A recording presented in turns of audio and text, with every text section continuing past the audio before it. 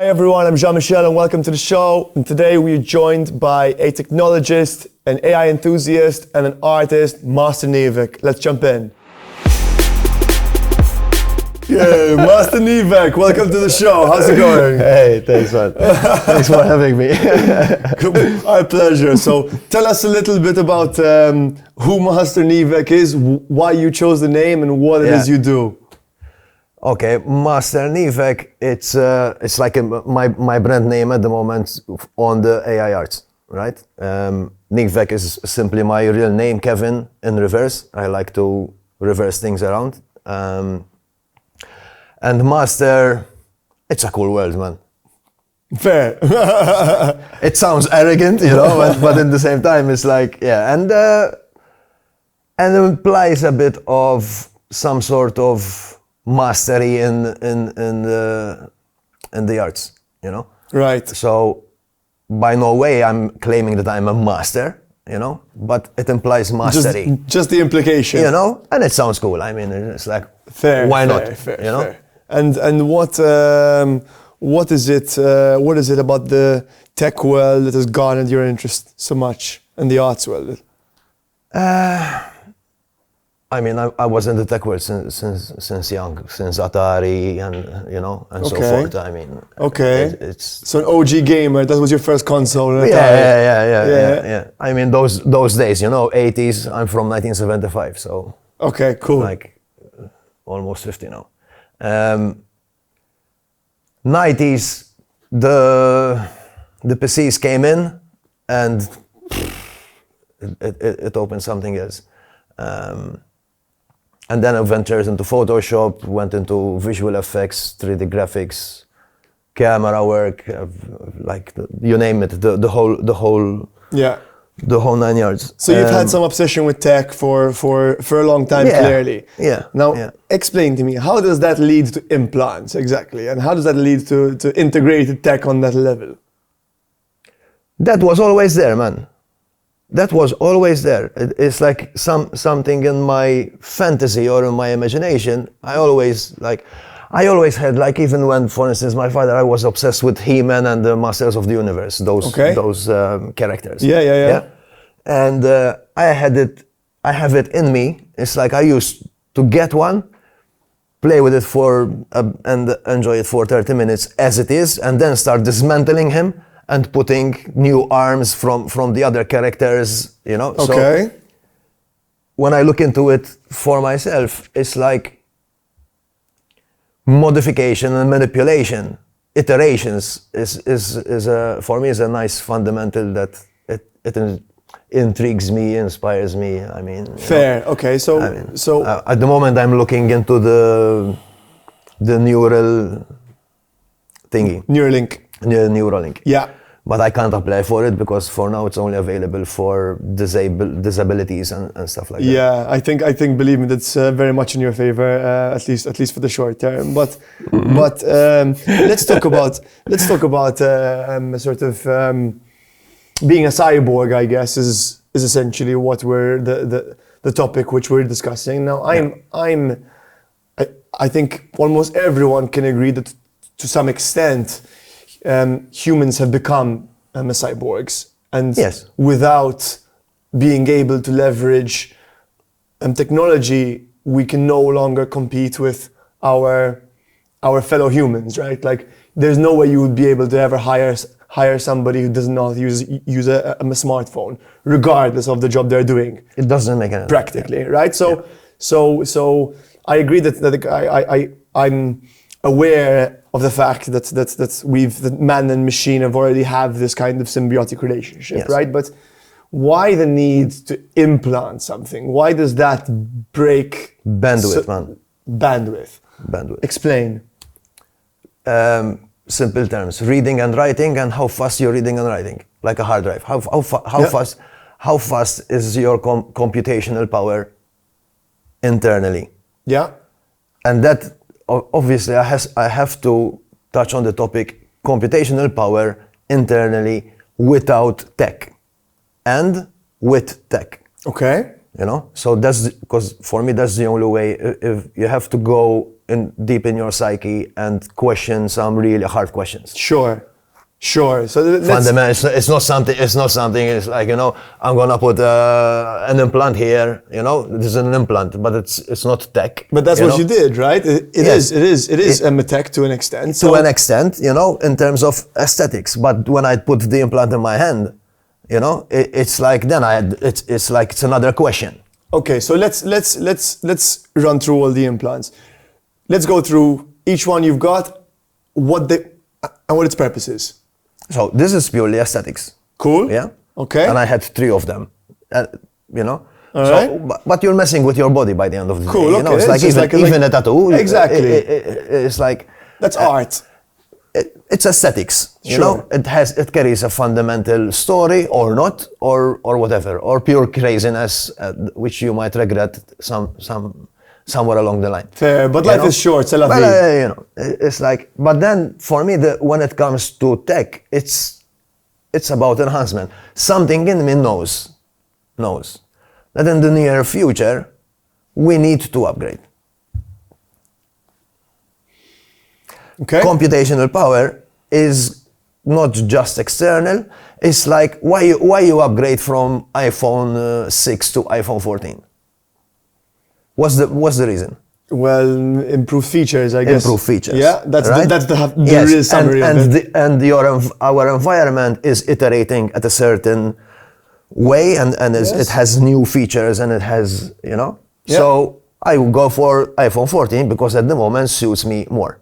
Yeah. It will facilitate me. Like my father would not go for an iPhone 14 because in the world that he's living in, there's no need for it. Sure. Makes sense? Yes, but to that extent. Now the question is from externalization to internalization, integration. Sure. So let's run through these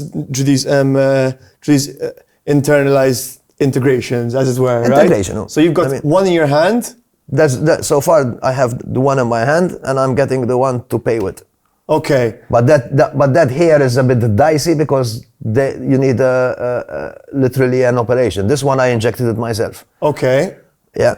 But this one you need to literally open the skin and slide it because this is like it's like a pill. Okay. So what's in that pill exactly? Let's talk about bandwidth. What's in that pill?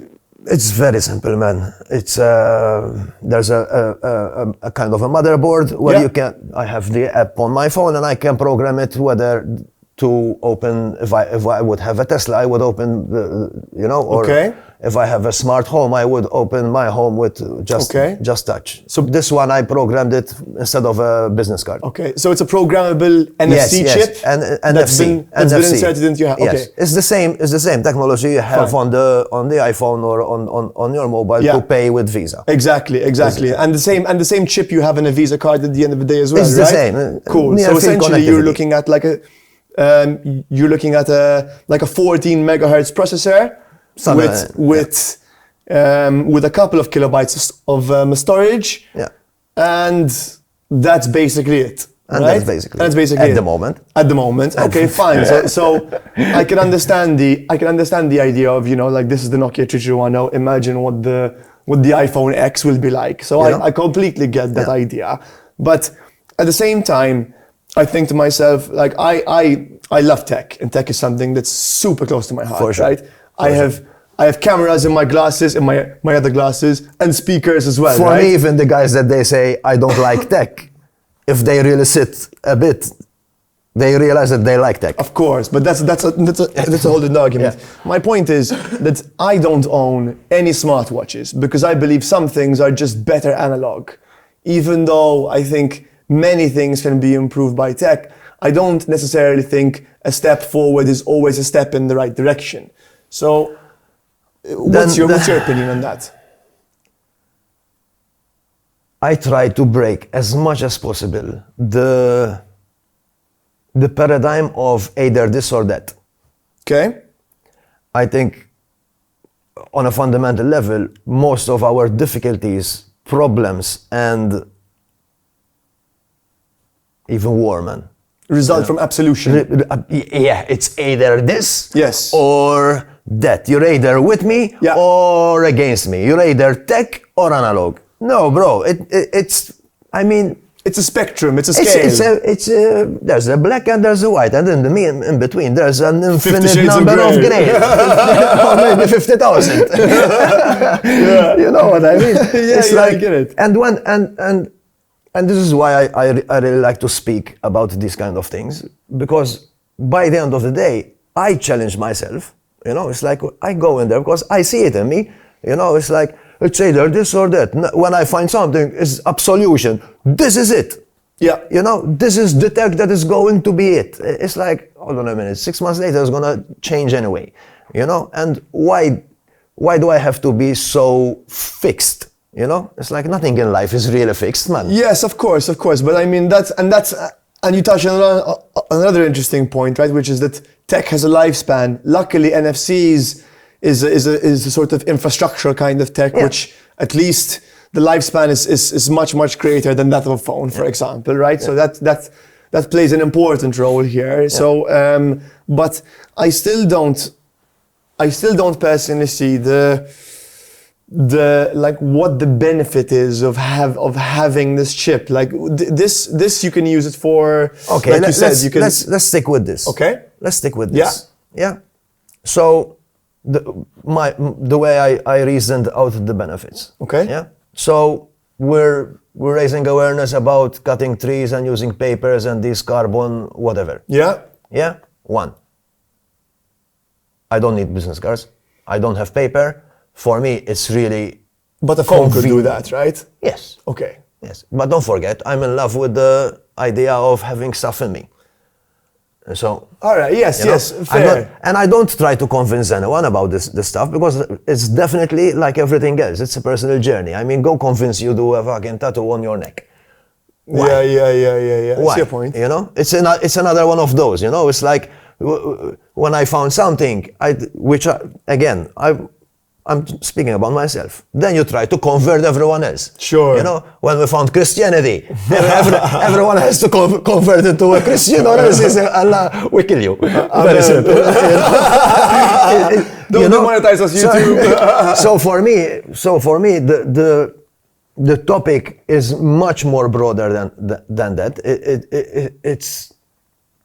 We're venturing into a space where we're really going to be challenged, man. I mean, we're already being challenged. Sure. I mean, if for anyone who's a bit into AI, even who's not into AI, you know, they're already feeling the wave of the ball rolling at hyper speed, man. Yeah, as soon as ChatGPT came out, the world woke up, right? You know, like, oh, hello, this is the iPhone 1. Like, you know, it's like, this is bananas, man. GPT-5 is going to put coders almost obsolete, man. Yes and no. I've had this discussion with a few different people. The reality is you still need to understand the basis of how code works, what a for loop is, what an and statement is, an if statement is. To be able but you need to be able to think in a programmatic way. I was having a conversation with a guy from Silicon Valley, and he is an investor in small business, Evan. And he's saying, because there's in my area, which is art, it's a hot potato, IPs and infringements and all of these things on the Lion data set, how it has been trained. Then we iterate into because we're killing art and these drama. For me, it's all drama. You know, it's which I understand every side. You know. But ultimately it's drama, man, because we're evolving, and for me it's like, pops, if we're going that way, might as well get on with it, accept it, understand it, educate yourself, make use of it. Sure. Sure. You know, some people embrace change and some people fight it, and that's normal. Arguing with it, it's not going to serve me or anyone else. There's no way that this data set is going to somehow now be erased from existence and going back to 10 years ago, and it's not going to happen. Yeah. So, so with that being said, do you see that the implant you've got, for example, is akin to a piece of art, and it's like some sort of rebellious like idea, like, hey, listen, this is me, this is what I want to do. It's not right for everyone, but this is I used to do tattoos what I like for me. Was like that. Okay. When I used to do tattoos. And has that changed with the implant? Yeah, the implant has nothing to do with that. Nothing. Okay. So I mean, again, I'm finding this really hard to digest, right? So educate me here. I'm trying to understand the motivation behind the implant. At the kernel, I just want it, man. You know, it's like, because I can philosophize, you know, and give multiple reasons, but at the kernel, it's like, I have no problem being enkinipic. It's like I treat. Let's take it to the next level. Yes, for me, this is the avatar. Like when we're talking the multiverse. All right. The metaverse. All right. This is for me the metaverse. Okay. You know, and I have reasons to, because the last 10 years I've ventured in a lot of psychedelic therapy and stuff like that. So let's just say, like, I'm a strong believer in the idea that we're living in a simulation. A simulation. Because it's the only thing that's provable with Moore's law, right? So from that, it's like, bro, I'm going to experiment with this avatar as much as I can. Fair. You know? Okay. I mean, you know, sometimes it could be stupid, sometimes it could be not. Okay, I get that. You know, it's like, so I come more from that space rather than cause explanation. As a human, if you want to find 1 million ways and reasons why you want to kill someone, you will find them. Absolutely. On the other side, you have another 1 million reasons why not. Absolutely. Perspective is the main motivator, right? You know what I mean? Yes. So again, you know, it's so I think it's a personal choice by the end of the day, and how much you're inclined into it. I did it from, I got to know that they're available like popcorn. Yeah. From another friend that has it here. Okay. You know? Fair. Most probably here in Malta there's like 5 of us. Maybe I don't know. Maybe there's much more. You know. Maybe there's. Comment down below if you're one of those people. Maybe there's aliens as well. You know. It's like, there's definitely aliens. That's a whole other conversation. But okay, so for you, if I understood this correct, it was just like, listen, I have X number of years left on this planet. And after that, I'll be either dead or back into that other reality. Back into maybe another simulation. Exactly, sure. But let's not sort of blow people's minds too much. But for the most part, it's like, hey, listen, this is my time on this earth, and I want to experience things however the hell I want to experience. And somehow there's another aspect of it. It's like I have a sense of. I can see where stuff is going. Sure. I mean, I can't see the detail, but a good chunk of the angle, I can see it. Yeah. You know, and I think if most of us, especially tech people, you know, if we sit a bit and you stay with it, most of us can see it. The ones that they don't see it is because they deny it, because it's very much here and now. And I have this, like, even all my projects, the NFTs, the arts, is like, I'm always trying to empower and inspire, you know? So if I'm in favor of something, then I do it, you know? Okay. Like, I seriously believe in integration with AI.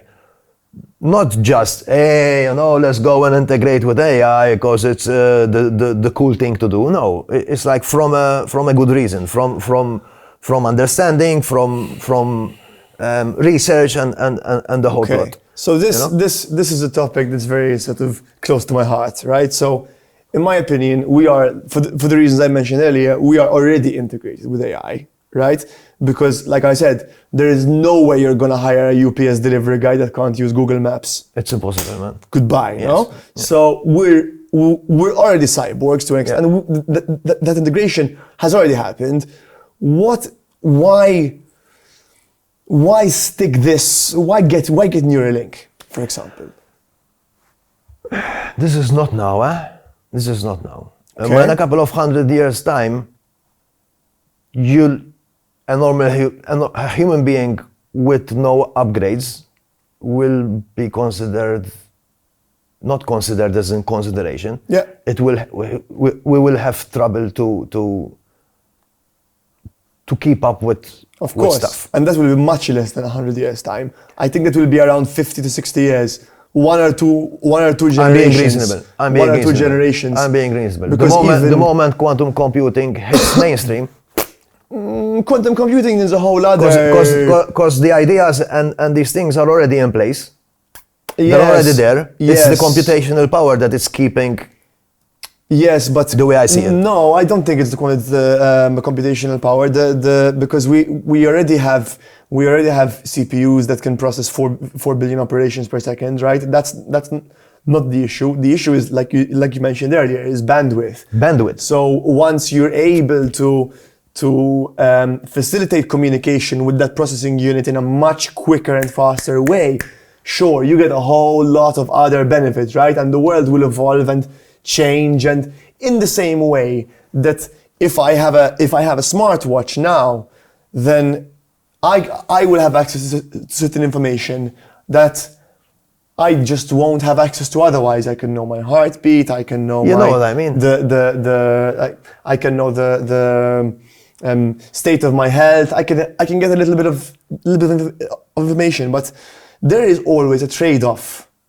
For anything, there's always a trade-off. Having an Apple Watch on your wrist means that you're essentially allowing yourself to be bombarded by notifications 24/7. That costs something, right? That's where it comes in. Okay. That's where it comes in. Mindset, discipline. Sure. It's like, for me, I would like to consider myself a bit more sharp into these things. Like, you can bombard me with any advertising, it doesn't affect me. Other people, yes.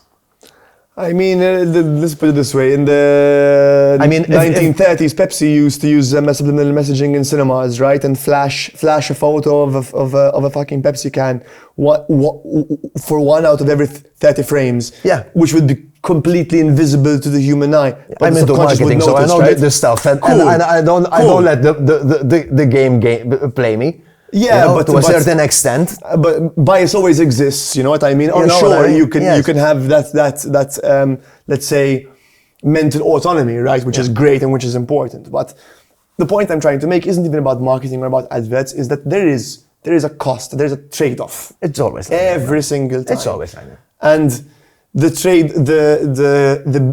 the benefits that the amount that humanity stands to gain from something like Neuralink is insane. It is literally insane. It means you will never forget a person's name again. It means you will never forget a birthday again. There's another you can speak telepathically. Exactly. I mean, have you seen the monkey operating ping pong just telepathically? Yeah. A monkey. And that monkey plays fucking pong better than my grandma did when she was alive. Telepathically. Right? Yeah, of course. And that's what I mean? It's like, now the question is, that's where I get a bit slightly concerned, and that's why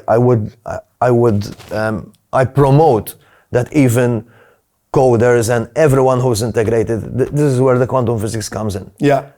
It's like, if you're coming from a critical, analytical only, and you have certain energy vibrate, your system, we're systems. Sure. I mean, computational, the same, like yes, CPUs, absolutely, bandwidth. Absolutely. We're just a different kind of computer. Exactly.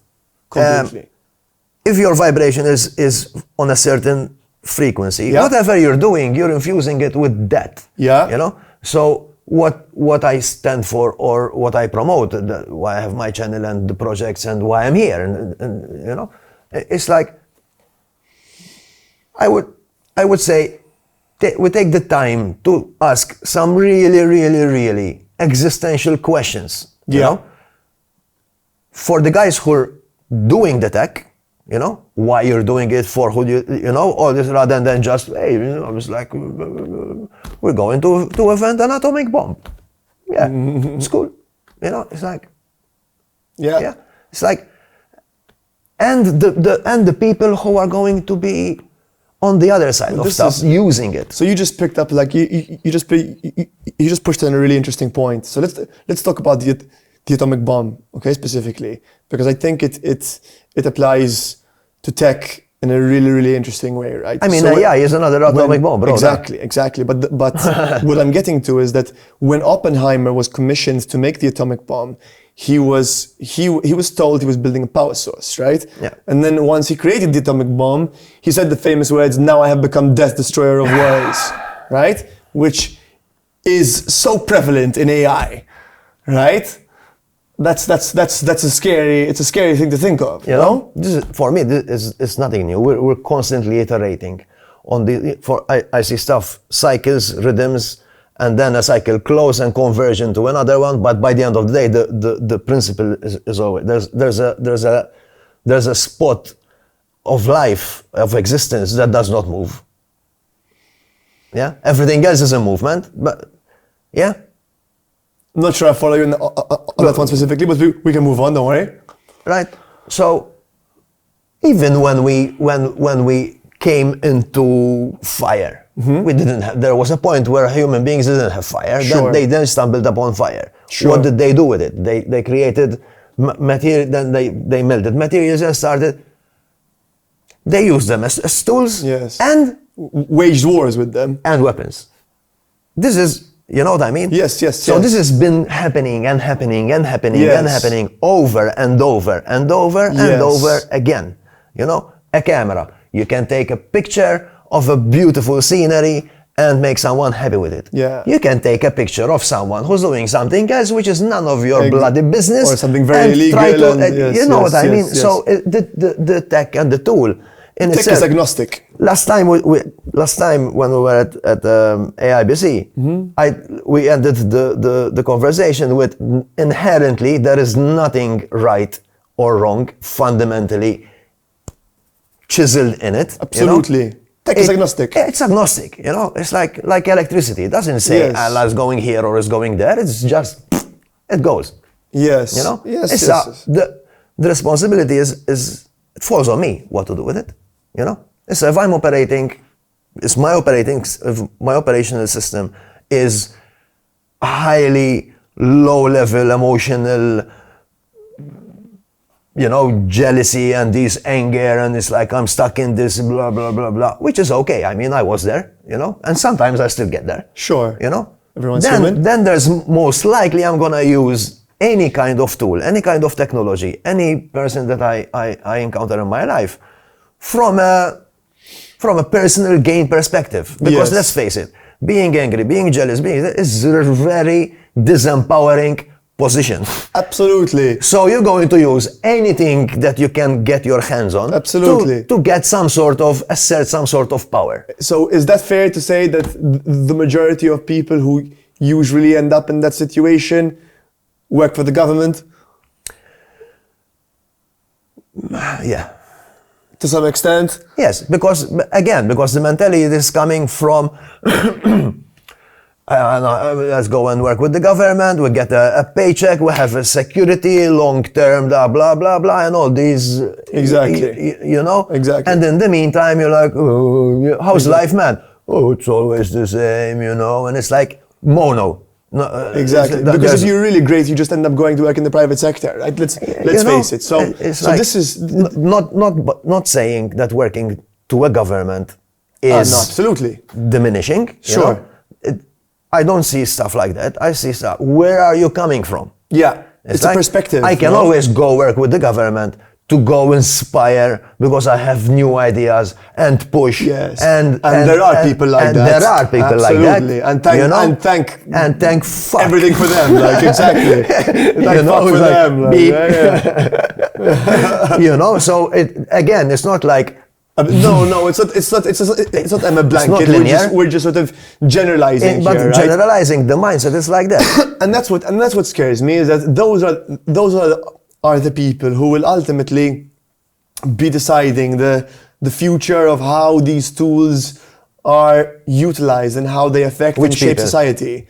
These people in government at the end of the day, no? Because there will be some regulation on AI for sure. Listen, there has to, at the state of mental and emotional processing that we are at the moment, without regulation, we will kill each other. We will eat each other, man. For sure, for sure. And if you look at or on the flip side, if you look at China, for example, who's winning the AI race, par none. Europe isn't even close. The US is figuring out what the hell is going on. That's one of my main concern, because AI has become the new race to the moon. Exactly. You know, exactly. Russia has it, that has it. So, for instance, because I really follow this stuff, especially on art, because I'm calling this time Ren AI Sans.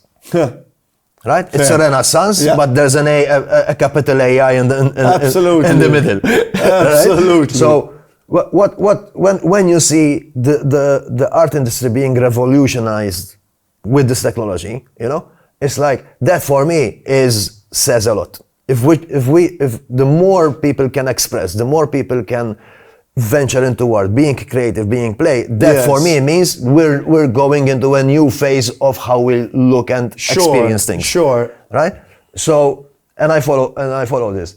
When one particular guy that I really trust him as an artist, and he's coming from a neutral space, it's not coming from AI is going to kill the art, or no, he's looking at it as a new tool, like a new paintbrush or a new set of colors. Yeah. You know? And then he was talking with the same guy that I had a conversation with.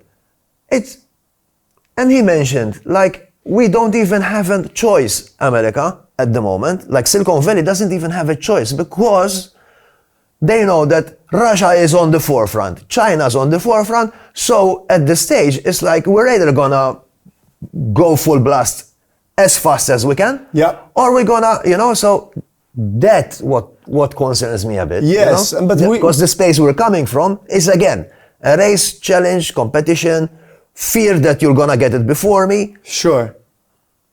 That concerns me. Absolutely, but that is unfortunately the nature of conflicting political ideals, right? And that is the nature in which the world works. Rather than coming together, this is a new opportunity. Yes. Let's work together. Together we're gonna venture. If separately we're gonna go 10 meters, together we might go 30 meters. Yes. But what's going to take to change that mindset? That for me is the ultimate question. I mean, I would probably say it's not even AI. Airdrop LSD onto half the world. I think that will probably help quite a lot. But the reality is that this version of reality. This version of reality, sure. The way that you carry your opinion about implants, for example, is unique in the sense that you mentioned earlier. You're like, listen, this is what I want to do. This is my body. This is my experience. I'm not trying to tell anyone how to live their life. This is like, you do what the hell you want, and I do what the hell I want, which is beautiful, right? Which is the way the world should look at things. But the reality is, like we said, those people who end up making the decisions in government, etc., come from a very different perspective in life. So the outlook is, hey, listen, you're going to do this my way or the highway. Not. Exactly. Yeah. Like, and this is there's a real fine line for me for this, you know? It's like for instance, let's look at China. Why China is so advanced at the moment? Because they've had nobody to tell them no. It's as simple as that, right? If you can break as many eggs as you want, you're going to make an amazing omelet eventually. You know, look at Europe. Yeah. Why Europe, the way I see things, right? And I'm not complaining or criticizing, I'm just observing and expressing what I observe. There's an issue. All right, let's pick one, the cataclysmic one, the one that is obvious. The temperature and what you call it? Global warming. The global warming. You know, it's like, let's do a summit of the global warming and let's inject 50 million euros to bring people, and it's like, and we're gonna make a weekend or a week discussing, and everyone coming is like, okay. Implementation? I'm sorry, bro. Like, this is the harsh truth. Facts. Like, this is the result for me of of a failed democracy. Absolutely. Right? Absolutely. China, on the other hand, again, we're looking at things here. We're absolutely, not, absolutely. We're just looking. Say it as China, it is. Say it as it is. China, on the other hand, bro, I'm the captain of the ship, and the ship is going there. Yes. You're either on the ship or you swim. Yes. Now, does it has from the beginning? Is it this or that, or let's get the best of this and the best of this and create a new point and Yes, but there's no way for us to work together because the goals are fundamentally different. It's like you have taken the European stance, right? Which is why I guess we're able to have this conversation, right? Because like I said, yes. You're not saying, hey, listen, the world needs to be freaking implanted and that's it, right? You're like, no, this is what I want to do. You do what you want to do, yes. and that's why we're able to have this conversation and dialogue, etc. Right? But if the powers that be, if Xi Jinping wakes up tomorrow and says, hey guys, you know what? It's implant time. Yes, we'll move forward, but damn, and that's a hell of a reality to be in, right? And this is my point to earlier, is that there's costs to everything. There's costs to the smartwatch. You want my honest opinion? Sure, hit it. At some point that will happen, man. At some point, and I tell you why. Okay. Right? Because we're too ingrained in our laziness and comfort. And if people, like I see it myself, I go to a restaurant and you give me a menu full of options, I get paralyzed, man. It's like I get tired from the options. So you know what? I'm gonna have a burger. Yeah. And this is why the iPhones had so much success over Android, right? Because there's one choice. You know what I mean? Yeah. You know what I mean? I'm with you. I used to look into things as well for the jabs. It's like. Now we can actually talk about that without being banned, right? Because it's like I'm those guys like, bro, I took the jab. I had COVID. In the beginning of COVID, like, so no one knew what COVID was. I didn't even know. Same. It almost killed me. But so I didn't really need the jab, apart from accommodating me for me. If you tell me you're not gonna travel, that's going to kill me much way before the jab or the exactly. So. But one of the intriguing part of it that everyone was saying, it has nanotechnology in it. And for me, it's like, bro, I'm gonna go for this shit, And I'm going to embrace it. My body is going to receive it as neutral as possible. Okay. Right? Now imagine let's say, out of the conspiracy theories, or let's flip the conspiracy theory. That let's say that these guys, they're seeing a future where through nanotechnology, where these guys are understanding that the gamma waves from the sun are accelerating at an alarming speed. Yes? And there is no way that if we don't upgrade our physical systems, we're not going to handle that kind of energy. And it could be that this nanotechnology could be, but yeah, I'm putting a narrative on that, yes. But someone will come up, you know what, guys, the sun is, and explains all this narrative. It's time to go for these ways, How many people will go for it? Most people say, very few. The sun is doing this, and it's like, so could be that. But that's the beauty of democracy, Yes, beauty of free choice. Yes, all right. But again, I try to see things from a bigger way, right? Yeah. Not that I'm saying that I'm seeing stuff that nobody else is seeing. No, fair. I get it. It's just a perspective at the end of the day. But and I'm sure that there's a reality or a version of reality. My point is, we're so stuck in our personal drama. Completely. That we're constantly missing the bigger picture. Sure. And by missing the bigger picture, we always we end up in ditches that we dig ourselves in. Does it make sense? Yeah. It's like a grave that you can't get out of, right? Yeah. That you digged it in the first place. Yeah. I get it. And then I blame the government, or I had a conversation with someone at the crypto hub. In a sense, there is a certain comfort in, the big corporations and but where do you stand in this? It's like, because there's a comfort when shit hits the fan. It's the government. It's the big corporation. For sure. It's my wife. Sure. It's my, you know why I'm like this? Because of the government, because of life, because of God, or because of my cousin. It's like victimhood, man. How are we going to move forward still attached to this kind of... No, sure. I mean, you need leaders in life, right? I think there are leaders and there are followers in life, and that's okay. It's how it should be, right? Because if you were in a room full of leaders, eventually you'd have a Caesar moment, So I mean, that's the reality, you know what I mean? So I get that. It's just, and I want to sort of touch back on the point you mentioned earlier about digging your own grave, and this is what I fear we are doing with technology, right? It's in many aspects of the development of tech, I think we look at what's possible without considering the risk, and I think that's great, and it's worked out quite well so far, because tech has been relatively simple for the last 60, 70 years. Like, there's been massive jumps, right, between 60 years ago and today. But before that, from now to the past, everything's been quite simple, right? But as soon as the Quest 2 was released for me, right? The Quest 2 came out, ChatGPT is out.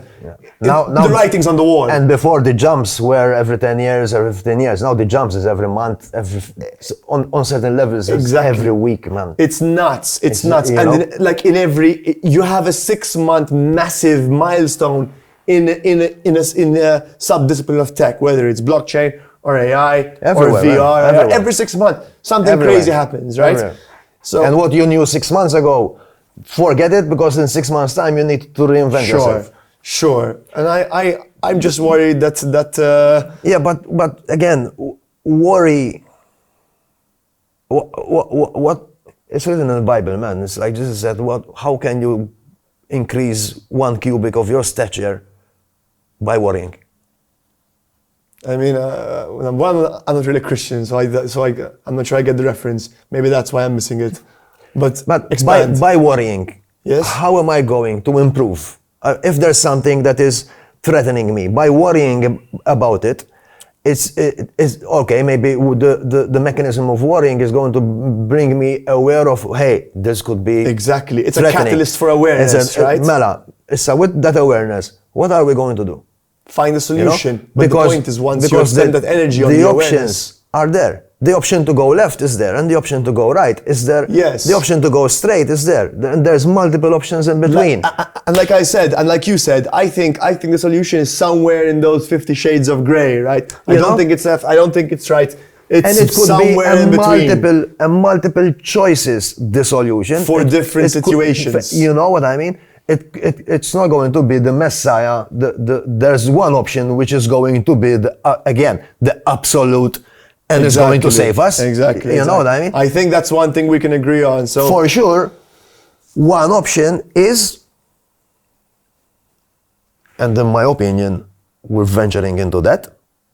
Yes, it's like consciously or unconsciously, we're choosing that one, where you have the high performance, techy, integrated, and then there's those Cyberpunk 2077, and then you have those who are still living in, they decide to let go of everything and go into the forest and Yeah, that's actually I think that's quite possible. It's like, the way I see things, it's like the most probable one. Yeah. I think that's quite possible.